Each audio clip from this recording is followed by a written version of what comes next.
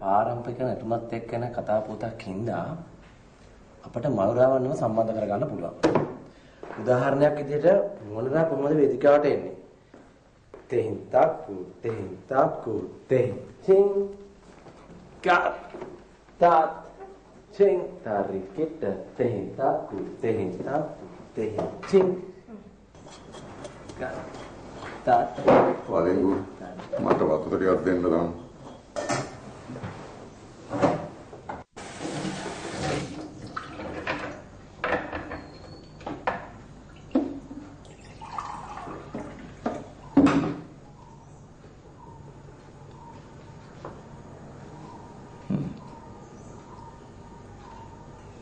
නාරද මහත්තයා එක විදිහට නටනව නේද අපෝ?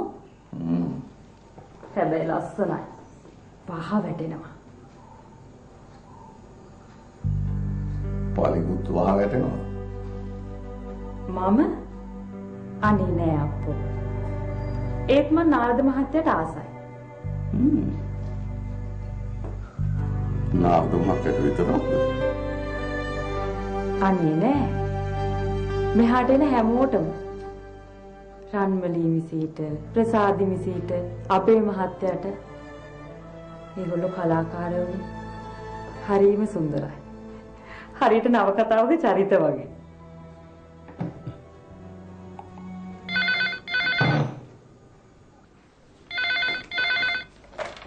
Hello. Hello, Auntie Natalie. Kavya. How are you, darling? I'm all right, Auntie. Ko Narada innawada? ඔව් ඉන්නවා. පොඩ්ඩක් ඉන්න. නාරද කෝල් එකක්. කාව්‍ය.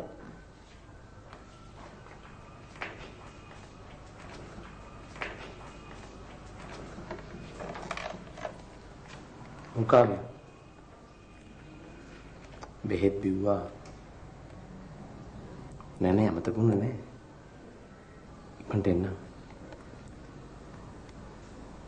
ඔයා නෙට් එක දාගෙන නිදා ගන්න. පුතාලගේ නෙට් එක දාලාද කියලා බලන්න. මම එන්න කලින් කෝල් එකක් දෙන්න. ඉක්මනට එන්න.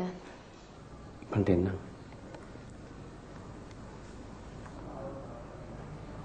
Bye, darling.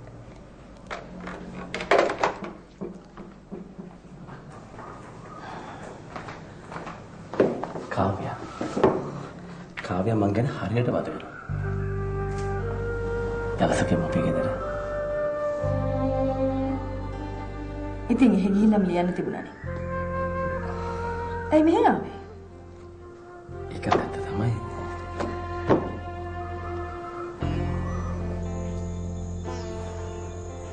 කොබල. ළමයෝ රචනයක් වුණාම මුලැමැදාග තියෙන්න ඕන. කොහොමද මුලක් අද? ඈ? රස්සාවට ගියාම රචනාව නැහැ කියලා තාත්තනේ කියලා තියෙනවා. රචනා දෙන්නෙත් නැහැ, ගණන් දෙන්නෙත් නැහැ. ඒ වුණාට ඒවා ඔයා ඉගෙන ගන්න ඕන. අම්මයි තාත්තයි මෙච්චර මහන්සි වෙන්නේ ඔයාට හොඳ අනාගතයක් හදලා දෙන්නනේ පුතේ. ඉතින් හදලා දෙන්න රචනාවයි ගණනයි ඉංග්‍රීසියෙන්. මොනවා නැතත් ඉංග්‍රීසි ටික ඕනේ. දැනකට ගිහලා ඉංග්‍රීසියෙන් දෙකක් කතා කරපුවම ඔක්කොම කැලේ. ඔව්. ඔය අනගිලා රන්මලිලා රජබෙන්න ඔයගෙන් තමයි. ඒකනේ. ලියන්න. ඔය වැඩ ටික ඉවරද? තව ටිකයි. බාපිකාරය කිව්වනේ මේ. පොත් සාප්පු ඉස්සරහ ටැබ්ලට් ටිකක් විකුණන්න කියලා. ඈ?